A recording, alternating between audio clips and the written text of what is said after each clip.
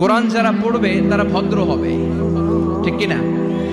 এজন্য যে মা বাবারা ছেলেমেয়েদেরকে ভদ্র বানাতে চান, ছেলেমেয়েদেরকে এই একটা বই পড়ায় দিবেন, বইটার নাম।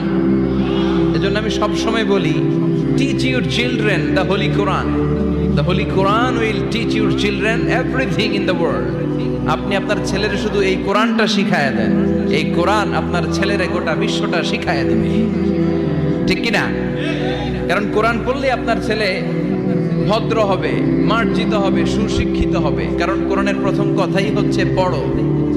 কোরআনের প্রথম কথা কি? মুসলমানদের না পড়ে উপায় আছে? কথা বলেন।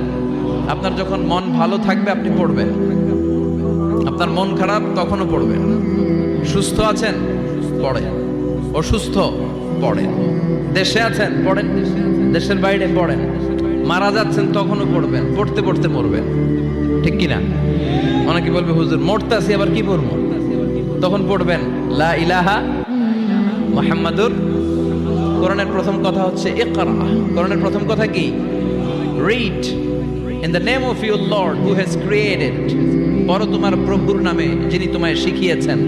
আল কোরআনের প্রথম বাণী পড়ো, আল হাদিসে নবীর কথা পড়ো। আল কোরআনের প্রথম বাণী পড়ো, আল হাদিসে নবীর কথা পড়ো। পড়ে পড়ে শেখো, শিখে শিখে তুমি তোমার নিজের জীবন গড়ো। সুবহানাল্লাহ পড়েন। পড়ে পড়ে কোরআন থেকে আলো নিয়ে নিজেকে আলোকিত করে নিজের জীবন গড়তে হবে, ঠিক কিনা?